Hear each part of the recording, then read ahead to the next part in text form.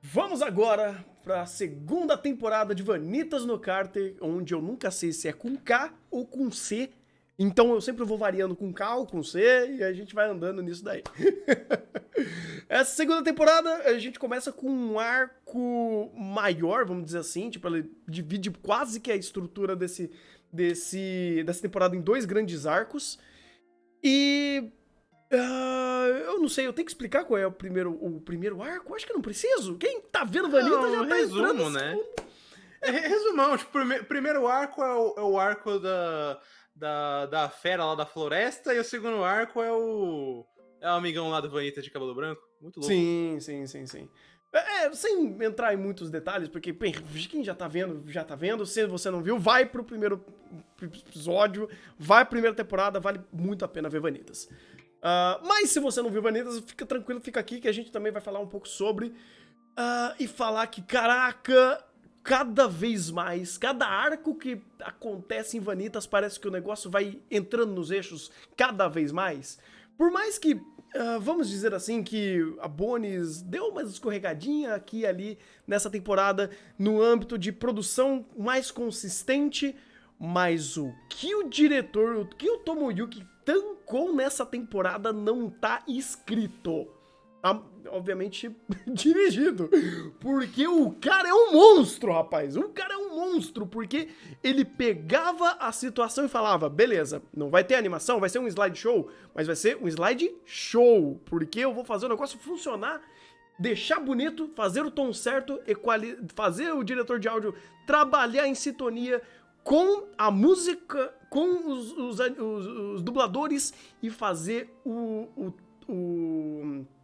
contexto certo pra você imergir a cena, a situação e deixar o roteiro trabalhando, cara. Esse cara mandou bem demais em ter a obra dele na mão, ter Vanitas na mão dele. Ele é o diretor de Monogatari, né? Ele tem uma boa ideia de como fazer esses elementos excêntricos. Uhum. E por mais que ele não tivesse tanta questão de animação, até pelos problemas que Vanitas tinha, que tem no caso, né? Uhum. Ele consegue se virar muito bem, criar essas cenas. No final mesmo tem alguns momentos onde, mesmo que seja apenas uma cor a mais, um elemento de filtro a mais, ele consegue saber usar e criar essa cena ser mais única do que ela já é, no caso. Uhum. O meu problema com essa temporada, na real, não foi nem exatamente a produção, foi mais que de ritmo. Eu sentia que Uhum. esse arco, apesar de estar me contando bastante coisa, ele podia ser um pouco mais dinâmico do que ele era. Tinha um momento onde ele pegava e começava a falar do passado de um personagem novo. Aí ele pegava e voltava pra esse mesmo personagem pra mostrar a tristeza dele. Aí meio que voltava de novo e aí falava: Ah, tá. Eu. Não é ruim, mas eu sinto que ele perdia um pouco da dinâmica, até porque, pelo que eu soube, ele alcançou o mangá. Então ele Uhum. precisava parar naquele ponto. Uhum. Eu acho legal até como ele deixa a coisa um pouco mais melodramática, vamos dizer assim. Mas eu saio com um saldo positivo, porque, de novo, se o Tomoyuki ele tava controlando tudo pra dar um pace mais desacelerado, mais passinhos menores, mais na calma, e aproveitar esses momentos pra extrair o máximo deles, e aí você joga isso pra perspectiva de personagem e menos lore, menos o mundo e mais personagem, pra você veicular ele melhor as ações que estão acontecendo, ou ele ter uma percepção mais forte da situação. Isso é bacana, porque chegava em momentos onde você tinha múltiplos personagens em uma cena e o pensamento ou toda a imersão deles importava, porque isso já tinha sido previamente trabalhado pros novos personagens, pros personagens antigos, pra mudança de perspectiva e até mesmo quando um colocava e se chocava com o outro. E teve muito disso. Teve muitas reviravoltas, teve muita revelação, teve muita coisa nova que foi trazendo até para os personagens antigos e explicando que tinha coisas que não eram bem assim, que a mudança de tom às vezes não cabia no momento, mas ele manter um tom um pouco mais denso respeitava a obra. Ele não estava sendo incoerente fazendo isso. Talvez, de fato, como você falou, o pacing arrastava. Só que se fosse adiantar um pouco demais, ia acabar o anime.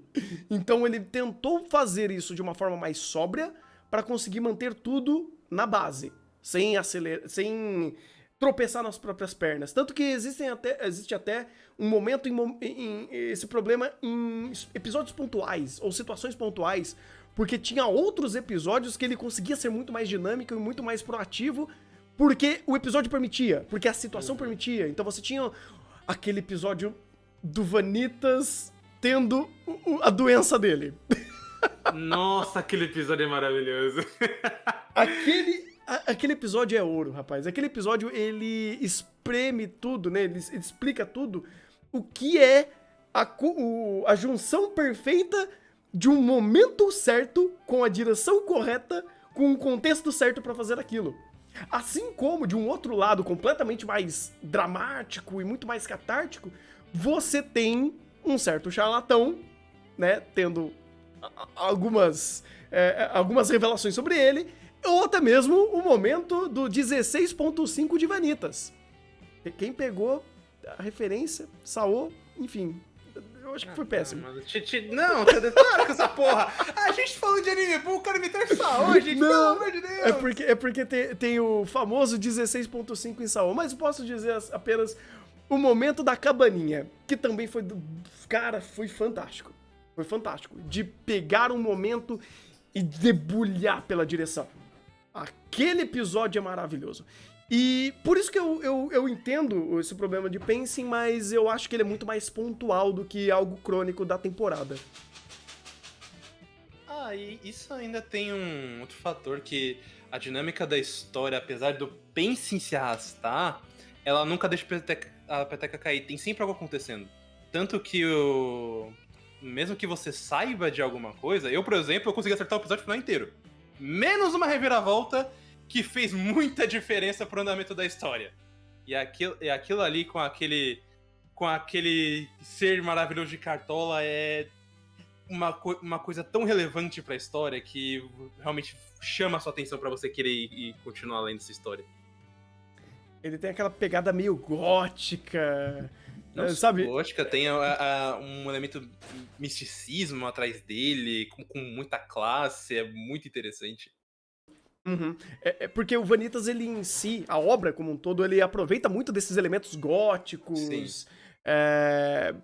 Putz, eu não vou saber todas as classificações corretas pro seu visual. Vai, vampiro, sabe?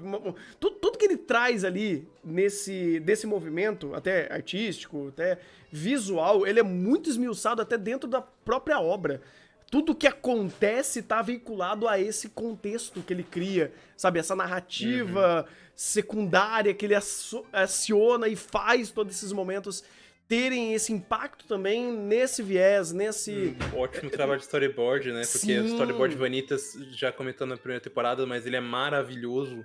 E aqui não foi diferente, mesmo com problemas de produção. Pois é.